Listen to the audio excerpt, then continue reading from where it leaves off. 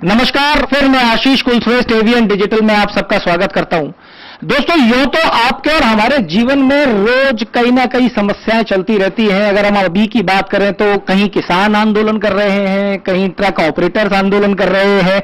हर व्यक्ति के जीवन में कहीं ना कहीं संघर्ष चल रहा है और इस संघर्ष के चलते हुए सबसे इंपॉर्टेंट चीज जो हमारे जीवन से निकल गई वो है मुस्कुराहट। तो आइए, आज एवीएन डिजिटल एक प्रयास करने जा रहा है। आज हम प्रयास करने जा रहे हैं कि आपकी वो मुस्कुराहट जो है वो बरकरार रहे, चेहरों पे वो मुस्कुराहट वापस लाई जाए। इसलिए आज हमारे साथ हमारे जो मेहमान हैं वो बहुत खास है। वो अपने अंदाज से लोगों को मुस्कुराहटें देते आए हैं। आइए स्वागत करते हैं राजस्थान के इकलौते और हिंदुस्तान के फेमस कॉमेडियन ख्याली सारंग का। ख्याली जी, आपका बहुत बहुत स्वागत है। जी जी, धन्यवाद। ख्याली जी, आज के इस दौर में जहां पे आसान नहीं है, जीवन जीना बहुत मुश्किल है, बड़ी जीवन की लड़ाइयां चल रही है, वहां पे आपने एक ऐसा अनोखा प्रोफेशन चुना जिसके अंदर आप लोगों को मुस्कुराहट जो है वो दोगे। इससे पहले कि हम सवालों का सिलसिला शुरू करें, मैं आपसे ये जानना चाहूंगा कि मैंने कहीं पढ़ा था कि आपका जो पारिवारिक बैकग्राउंड रहा है वो बहुत ही सामान्य आपका पारिवारिक बैकग्राउंड रहा है। तो जीवन के इस संघर्ष काल में जहां आपकी खुद के लिए मुस्कुराहट जो थी वो मुश्किल नहीं थी, वो आपने ये कैसे चुना और कैसा रहा जीवन का एक्सपीरियंस? जीवन का एक्सपीरियंस बहुत आनंददायक रहा और मुझे जीवन में कोई बुरा आदमी नहीं मिला, अच्छे आदमी मिले जितने मिले। बात संघर्ष की है तो आनंददायक इसलिए रहा कि मैंने हर पल को एंजॉय किया, हर पल को एंजॉय किया। मैं 93 तक 10वीं क्लास तक पढ़ा और सामान्य परिवार से था। पिताजी हमारे भेड़ बकरियां चराते थे, भाई मजदूरी करते थे। तो आगे मुझे लग गया था कि अब घर वालों की श्रद्धा नहीं है पढ़ाने की, और उससे भी ज्यादा यह था कि मेरी खुद की श्रद्धा नहीं थी पढ़ने की। हाँ, हालांकि पढ़ाई से मुझे इतना प्यार था कि मैं 3 साल तो 10वीं में ही रहा। अच्छा, पूरी नींव मजबूत करते हुए चले। पूरी नींव मजबूत करते हुए चला। तो फिर मैं 93 में श्री गंगानगर शिफ्ट हुआ। वहाँ मैं 1 साल स्विमिंग पूल पे गार्ड की नौकरी करी और फिर मैं कपड़ा मिल में जेसीटी मिल में लग गया था। तो 1 साल जब मैं स्विमिंग पूल की नौकरी कर रहा था तो मुझे वहाँ रेलवे स्टेशन पे सोने का भी मौका मिला। 45 दिन में वहाँ रहा। तो जो बात चल रही थी ना आनंद की, वो मैं उस टाइम ये टेंशन में नहीं था कि मैं रेलवे स्टेशन पे सो रहा हूँ, गुरुद्वारे में लंगर खा लिया, कहीं और व्यवस्था कर ली। तो वहां मैं टेंशन में बिल्कुल नहीं था।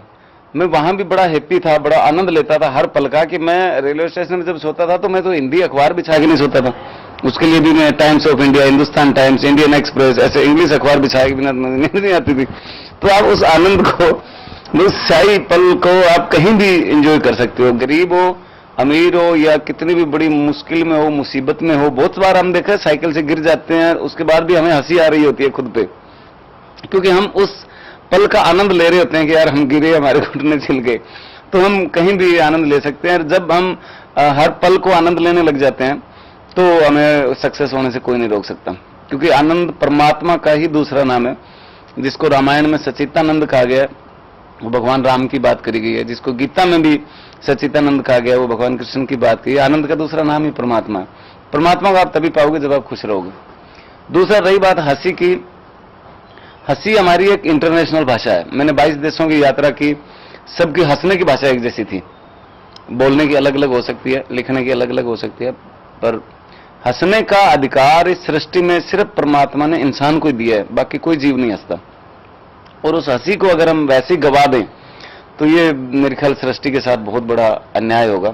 हंसने से हमारा ब्लड सर्कुलेशन बड़ा सही रहता है, हार्टली आदमी मजबूत होता है, मेंटली आदमी बहुत मजबूत होता है। हास्य योगा सबसे बड़ा योगा है। और जो नहीं हंसता है वो समझ लो कि गधे का अवतार है। ठीक बात है, केवल गधा ही नहीं हंसता। केवल गधा ही नहीं हंसता। तो इस पे बड़ा अच्छा सुरेंद्र शर्मा जी ने कहा है कि हंसने का अधिकार सिर्फ इंसान को है और इंसान को हमेशा खुल के हंसते रहना चाहिए।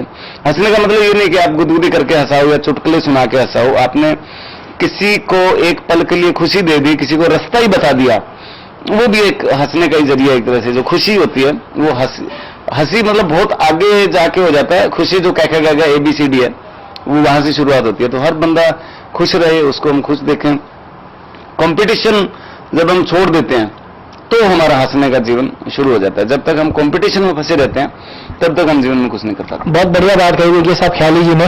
पर ख्याली जी को मैं एक चीज बता देता हूं कि जिस प्रकार से ख्याली जी का अंदाज है, मुझे बात करते करते उनको लग रहा है कि इनका एक अंदाज जो है बहुत लाइट अंदाज है जीवन को देखने का, लेकिन उतनी ही मोटिवेशनल ये बातें कर रहे हैं। पर मैं भी साहब एक राजनीति के लोगों का एंकरिंग करता आया हूं, तो मैं भी मेन मुद्दे को क्या है कभी भी छोड़ता नहीं हूं। तो मैं भी आपके सामने सारी वो घटनाएं लेके आऊंगा इनके जीवन की जो ये चाहते हैं कि स्केप कर जाए। इन्होंने एक बात बताई कि सर आप जेसीटी के अंदर आपने काम शुरू कर दिया था और वहां पे आपके साथ एक हादसा हुआ, एक एक्सीडेंट हुआ, ये आपका हाथ जो है वहां पे खराब हो गया। तो ख्याली जी जीवन इतने संघर्ष में चल रहा था, आज आप एक सफलतम व्यक्ति हो, तो जब वो संघर्ष में चल रहा था तो ये कैसे सफलता की राह कैसे मिली, किस प्रकार आगे बढ़े, क्या ऐसा जब वो हाथ का एक्सीडेंट हुआ तो उस टाइम क्या फीलिंग थी? मैं स्कूल में करता रहता था theatre, dance, acting, comedy. District Hanumangarh में मेरा गांव है, तो हमारे यहाँ हरियाणा, पंजाब, राजस्थान तीनों कल्चर है। तो वो शौक ही मुझे घर से भगाने पे मजबूर कर दिया। लेकिन बाहर निकलने के बाद मुझे नहीं पता था कि इतनी मुश्किलें आएगी, क्योंकि मैं भगवान भरोसे ही निकला था। रेलवे स्टेशन पे भी सोया, गुरुद्वारे में लंगर खाया, कपड़ा मिल में नौकरी करी। जब जैसे ही सेट हुआ कि यस अब मैंने कमरा ले लिया, 200 रुपये किराया था उसका, सुबह मुझे ड्यूटी जाना है 7 बजे, 3 बजे वापस आना है, और मेरा रूटीन सही सेट बन गया। मैंने घर वालों को पैसे देने भी शुरू कर दिए। अचानक मेरे हाथ का एक्सीडेंट हो गया, ये हाथ मेरा पूरा मशीन में आ गया। ये आज आपने पूछ लिया तो मैंने बता दिया। मैं अपना दर्द कभी किसी को नहीं बताता, मैं इसीलिए मेरा पर्सनल दर्द है।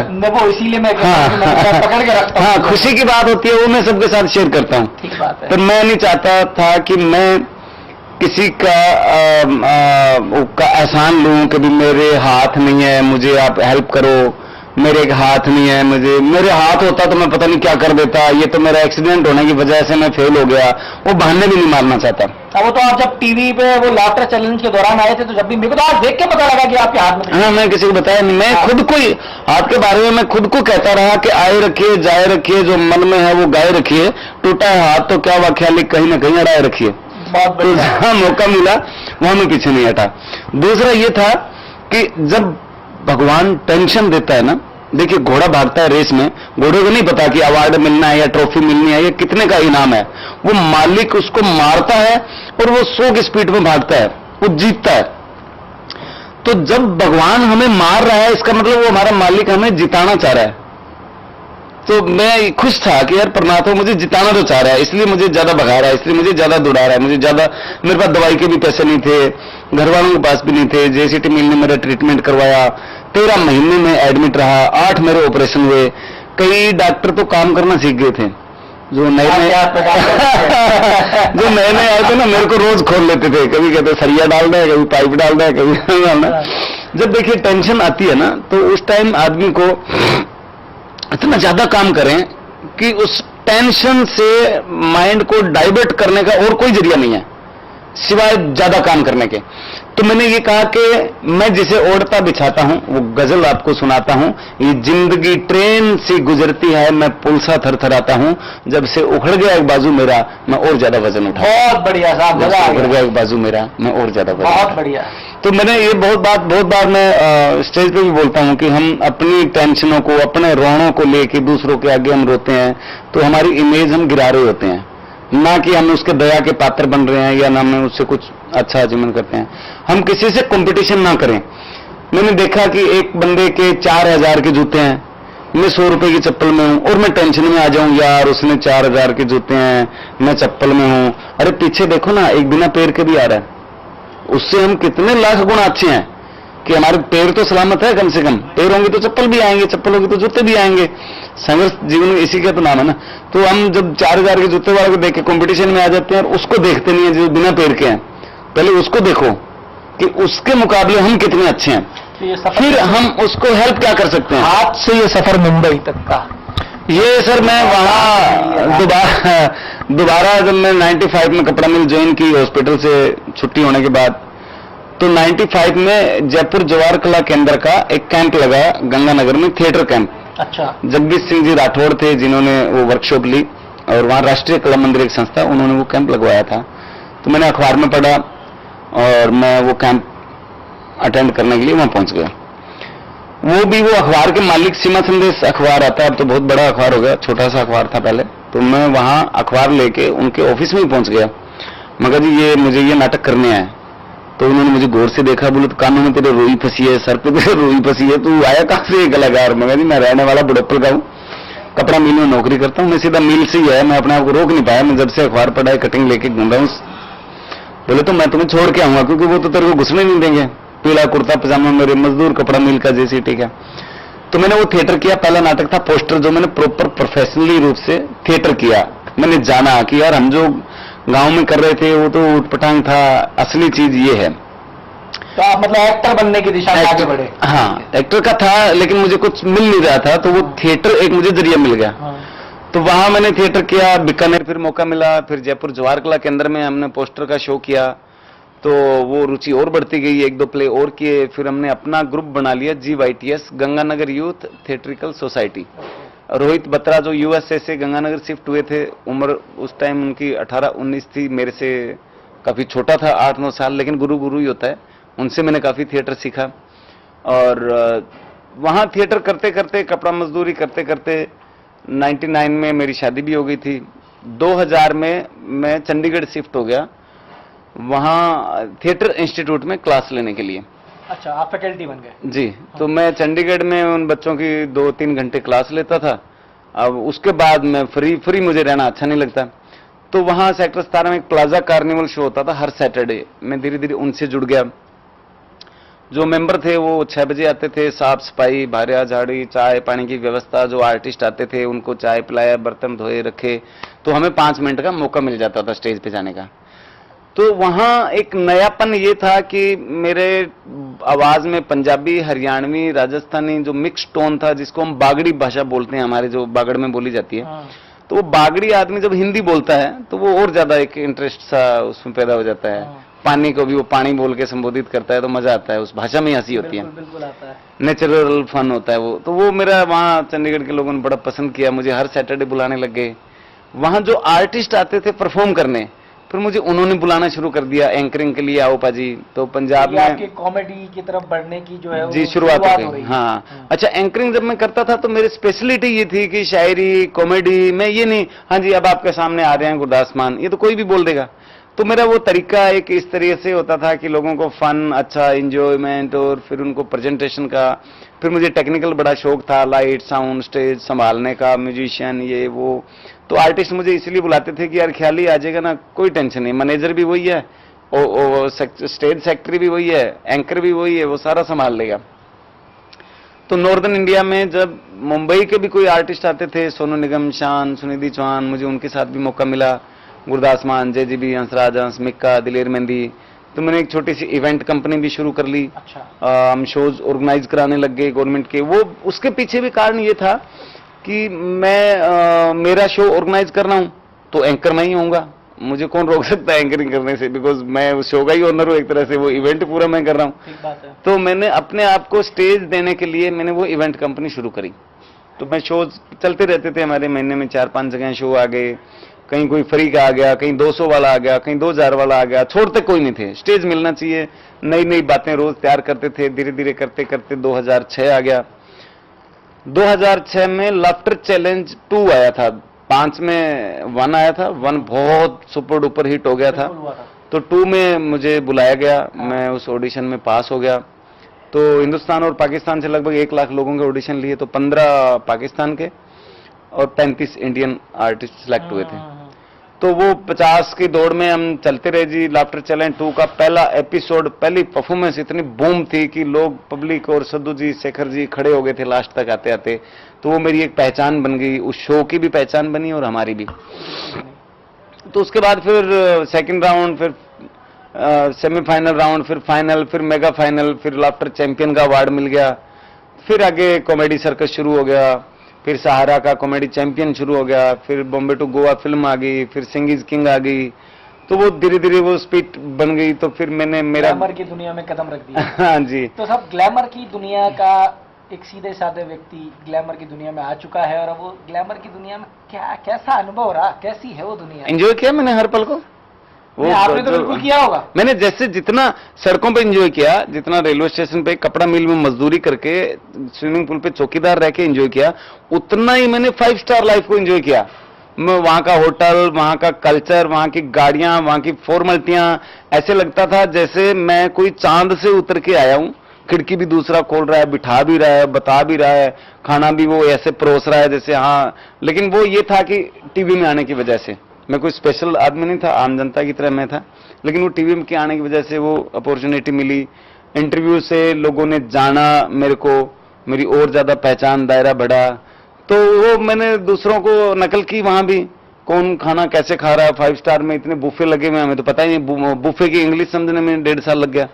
तो वो लोगों को जैसे बाकी एक्टिंग में हम नकल करते हैं, वैसे वहां भी उनको नकल करते रहे, देखते रहे, धीरे धीरे वो कल्चर समझ में आ गया। और फाइनल में मेरी एक आइटम थी, अमीर और गरीब में क्या फर्क होता है, तो वो पूरा यही इसी कल्चर पे थी कि मैं एक मजदूर परिवार से और 5 स्टार तक पहुंचा हूं, तो 5 स्टार में और मजदूर परिवार में क्या फर्क होता है। सुनने वाले बहुत सारे युवा हैं जो आपको सुन रहे होंगे और आपकी बातें सुन सुन के आपको फॉलो करने के लिए भी चलेंगे। बुफे को समझने में 1.5 साल में पता नहीं, मैं आपको कह देता हूँ ये इनका अंदाज है बताने का। लेकिन कितना आसान या कितना मुश्किल है एक आम आदमी का उस ग्लैमर की दुनिया में अपने लिए जगह बना पाना? सर आसान तो नहीं है, लेकिन मुश्किल भी नहीं है। आसान शब्द ना तब होता है कि हम एक सोच के चलें कि खाना खाने जा रहे हैं और रेस्टोरेंट में जाते हैं, खाना खा के आते हैं, आसानी से मिल जाता है, हमें उसको पैसे देने। मुश्किल ये होता है कि वो पैसे कहां से आए। अब उसके लिए अगर हमारा ध्यान पड़ गया कि हम बहुत मुश्किल से है ये काम, तो वो आदमी सक्सेस नहीं हो सकता। आदमी एक तैरता हुआ जा रहा है और वो किनारे से पहले निश्चिंत हो जाता है कि बस अब तो आते हो आएगी, और वो वहीं डूबता है। एक कहावत है ना कि डूबते को तिनके का सहारा। तो वो लास्ट एक पॉइंट से जो बच जाता है वही हार होती है सबसे बड़ी। जब तक पूरा आप तैर के उसके ऊपर हाथ रख के उसको पकड़ ना लो और खुद को ये विश्वास ना हो जाए कि यस अब मैंने किनारा पकड़ लिया है, तो आपकी सफलता है। अब 2 कदम पहले निश्चिंत हो गया अभी मैं तो पहुंच ही गया, और वो आदमी हमेशा वहीं डूबता है। आपने अक्सर देखा होगा और दर्शक भी देख रहे हैं कि लास्ट मोमेंट पे आके काम खराब हो जाता है। वो हमारी गलती होती है, हमारी कमी होती है कि हम इतने ओवर कॉन्फिडेंस हो जाते हैं कि अब तो बस पहुंच ही गए, और किनारे से 1 कदम या 1 इंच 1 सूत पहले हाथ को ढीला छोड़ देते हैं और वहीं डुबकी लग जाती है। तो वो लास्ट मोमेंट तक डटे रहना पड़ता है। डटे रहने के लिए आपका ध्यान मुश्किलों की तरफ चला गया तो आप कभी सक्सेस नहीं हो सकते। मुश्किलें नहीं, वो यार भगवान राम ने भी 14 साल वनवास देखा है, तो हम उससे कमजोर तो नहीं हो सकते, उसके वंशज हैं, तो हमें 14 साल तो कम से कम संघर्ष करना चाहिए। आप तो आपके ऊपर तो फिर ये किताब आपके जीवन के ऊपर लिखी जा सकती है, मैं आपको बताऊंगा। लेकिन कॉमेडी चैंपियन हमारे साथ हैं, कॉमेडी के बादशाह हमारे साथ हैं, तो ऐसा हो नहीं सकता कि साहब केवल आप सुन के रह जाए। फेमस आपके बहुत सारे फेमस रहे, कोई भी एक फेमस? बहुत सारे मेरे किस्से बहुत फेमस रहे हैं जो मैं शो में नहीं सुनाए। टीवी में तो बहुत सारी कॉमेडी लोगों ने देखी है। मेरे गांव में बहुत छोटा सा 300 घरों का गांव था, और मजे की बात कि लाफ्टर शो में आने के 3 साल बाद लाइन टीवी, वो बिजली की लाइन आई है मेरे गांव में, टीवी लगाया हमारे घर में। अच्छा। घर वालों ने, ये गांव वालों ने नहीं देखा कि मैं टीवी में आता हूँ, अखबार में पढ़ लिया। जब मेरे को गांव में प्रशासन ने बुलाया सम्मानित करने के लिए कि हमारे यहाँ का बच्चा लाफ्टर चैंपियन बना है, तो एक किसान स्टेज के पीछे मुझे काफी देर से साइड में लेके बात करने की कोशिश कर रहा था, उसको मौका नहीं मिल रहा था, पर मैं उसको भांप गया। जैसे ही मौका मिला उसने बुलाया कि यार क्या है, देखो एसपी कलेक्टर सारे आगे पीछे धीरे घूम रहे हैं, नहर में पानी नहीं आ रहा। मैं कहा भाई मैं सिंचाई मंत्री थोड़ी बना हूं यार, मैं नहर मंत्री नहीं बना, मैं तो कलाकार बनाऊंगा। अच्छा अच्छा, मैं सोचा कहीं इतने अफसर उपसर आए हैं, कहीं वो नहरों नहरों का काम सारा तेरे अंडर नहीं हो गया।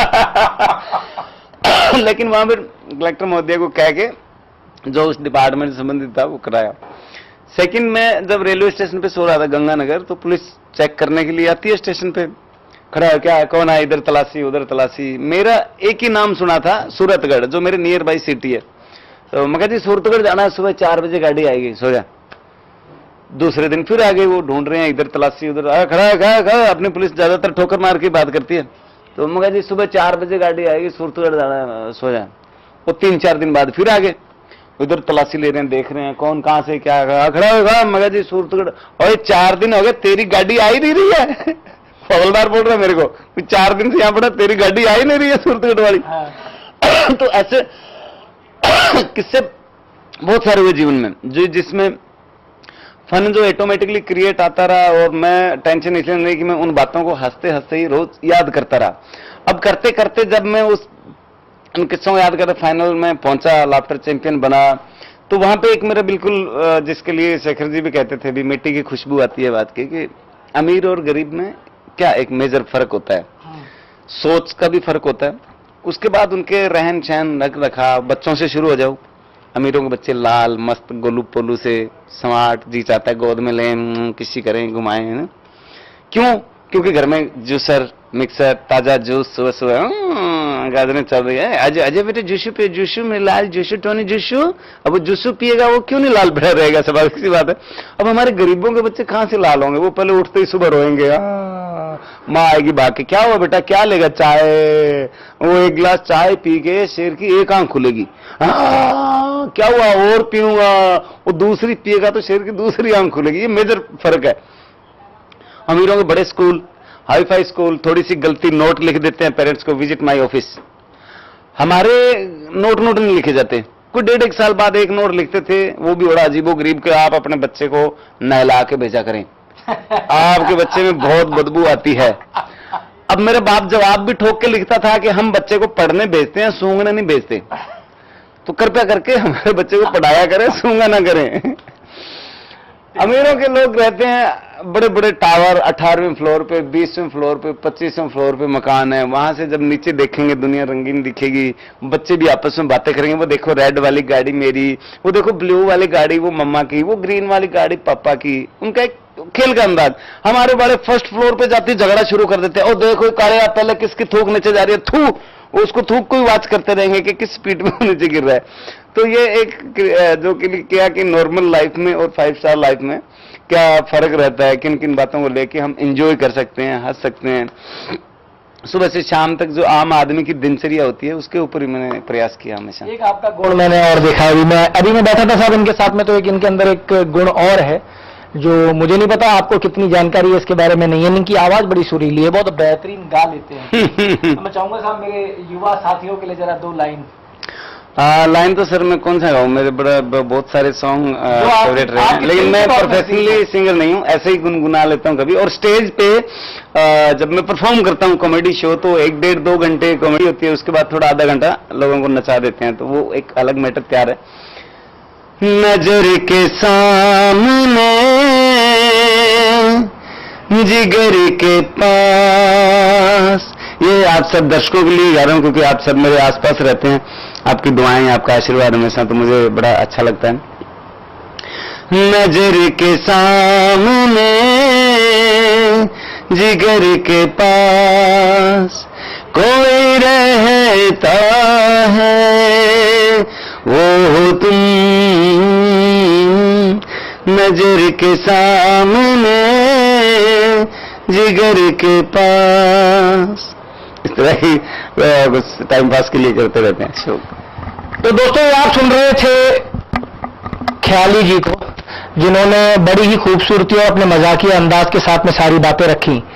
अब इससे पहले कि इस इंटरव्यू को हम समाप्त करें, मैं आपके साथ में एक चीज शेयर कर दूं कि एक साधारण जीवन से उठे हुए और उस साधारण जीवन में भी ऊपर वाले ने जब वो 4 चांद लगा दिए, जब एक मशीन के अंदर हाथ आ जाता है और वो हाथ पूरी तरीके से खराब हो जाता है, लेकिन उसके बावजूद भी जीवन की लड़ाई में किसी प्रकार से हार नहीं मानना। और आज भी स्थिति ये है कि इतने बड़े मुकाम पे पहुंचने के बाद भी साधारण और हंसी को आज तक नहीं छोड़ा है। हम अपनी जरा सी परेशानियों में जो है वो विचलित हो जाते हैं। इससे ज्यादा बड़ी परेशानी हमारे जीवन में क्या आ सकती है? तो मैं केवल इतना कहूंगा कि ख्याली जी मेरे साथ है, उन्होंने मेरे अंदर एक बदलाव कर दिया है। मुस्कुराने का आप भी प्रयास कीजिए, देखिए दुनिया कितनी खूबसूरत है। अब चाहे वो आप नीचे से अपनी गाड़ी देखिए या थूक थूक कर ये देखिए कि किसका पहले जा रहा है ना, लेकिन जीवन को देखने का नजरिया बदल दीजिए, सब कुछ बदल जाएगा। मुस्कुराते रहिए, जुड़े रहिए हमारे साथ। अगली बार फिर आपकी मुलाकात किसी ना किसी हस्ती के साथ कराएंगे। लेकिन आज ख्याली जी ने केवल इतना कहा कि जब अगली बार मिलने के लिए लोग आए तो मुस्कुराते हुए मिले। मुस्कुराते हुए मिले, बिल्कुल सही बात है। मुस्कुराहट कहीं से खरीदी नहीं जाती, मुस्कुराहट आपके अंदर से ही पैदा होती है। वो आपको सोच, वो भावना ये रहेगी और ये सब कुछ मुझे इसलिए मिला है कि मेरे बचपन से ही सेवा भावना की बहुत मन में थी। मुझे ऐसे था कि यार मैं कुछ बन गया ना, पता नहीं मैं क्या कर दूंगा दुनिया के लिए, क्या कर दूंगा मैं लोगों के लिए। मैं अब तक लगभग 100 लोगों को रोजगार लगा चुका हूं, उसका बदला मुझे परमात्मा ने दिया है। मेरे 2 बेटे हैं, एक 12 साल का, एक 14 साल का, दोनों कमा रहे हैं। छोटा बेटा आर्टिस्ट है, वो शोज, एक्टिंग और टीवी शोज भी करता है। बड़ा बेटा वो एनिमेटर है, एनिमेशन फिल्में बना बना के कमा रहा है। आप जब किसी दूसरे के लिए करते हैं तो सुरेंद्र शर्मा जी ने बड़ा अच्छा कहा है कि हम जब किसी दूसरे को हंसाते हैं तो भगवान की प्रार्थना करने जैसा काम होता है। जब हम खुद हंसते हैं, जब हम हंसते हैं तो भगवान की प्रार्थना कर रहे होते हैं। जब हम किसी को हंसाते हैं तो भगवान हमारे लिए प्रार्थना कर रहा होता है। तो वो हंसाना मतलब किसी को खुशी देके, किसी की हेल्प करके। इंसान है तो इंसानियत के नाते हमारा फर्ज बनता है। इसलिए इस सोच की वजह से भगवान ने मुझे वहां पहुंचाया और उसके लिए मैंने जितना टीवी फिल्म से, शो से कमाया, मैंने मेरे दादा के नाम से ट्रस्ट बनाई और मैंने मेरे गांव में सैनिक स्कूल बनवाया, जो इंडिया का पहला प्राइवेट सैनिक स्कूल है, जहां पे हम रूरल एरिया के बच्चों को लेते हैं और देश के लिए अफसर, कर्नल तैयार करते हैं डिफेंस के लिए, कि वो नेवी, आर्मी, एयरफोर्स के लिए तैयार हों। 6ठी से 12वीं तक वो बच्चे वहीं बोर्डिंग रहते हैं। उनको हॉर्स राइडिंग, शूटिंग रेंज, एक से एक बढ़िया डिफेंस के लेक्चरर आते हैं उनकी क्लासें लेने के लिए। और इस तरह का रखा कि मेरे जैसे और ख्याली बने। हमारा आर्मी बेल्ट है, पूरा ट्रेनिंग बेल्ट है आर्मी का, तो वो मेरे फौजियों से बड़ा लगाव रहा बचपन से ही। तो आप जब कर भला तो हो भला, ये सत्य है कहावत, बिल्कुल ये मैं उदाहरण हूं। और जब हम दूसरों के लिए करते हैं तो परमात्मा हमारे लिए करता है। हमारी सबसे बड़ी कमी ये होती है कि हम मेरे लिए में खराब इतने हो जाते हैं, हम अपने आसपास के पूरे ब्रह्मांड को, सृष्टि को अपने नहीं समझते। तो वो जिस दिन हम अपना समझना शुरू कर देते हैं, लोगों को अपना समझना शुरू कर देते हैं, सेवा भावना एक मन में जाग जाती है, तो परमात्मा वो सेवा करने के लिए आपको धन, दौलत, नाम, शोहरत, वो सारी चीजें देगा जिसकी आपको जरूरत होती है। और ये एक मैं उदाहरण। साहब बहुत ही खूबसूरत बात के साथ में देखिए अंत किया होगा। और मेरे को भी 2 लाइनें याद आ गई इनसे बात करते करते। वो किसी ने कहा था कि साहब घर से मंदिर है बहुत दूर, तो कुछ यूं कर लें। उस कहावत में कहा गया, उस लाइन में कहा गया कि घर से मंदिर है बहुत दूर, चलो यूं कर लें कि किसी रोते हुए बच्चे को हंसा जाए। मुझे ऐसा लगता है कि इसमें बदलाव की आवश्यकता है कि घर से मंदिर है बहुत दूर, चलो यूं कर लें कि खुद हंसे और एक व्यक्ति को हंसाने का प्रयास किया जाए। चलिए तो फिर मुलाकात करेंगे आपके साथ में किसी न किसी हस्ती के साथ। जुड़े रहिए एवीएन के साथ, हंसते रहिए, हंसाते रहिए। जय हिंद।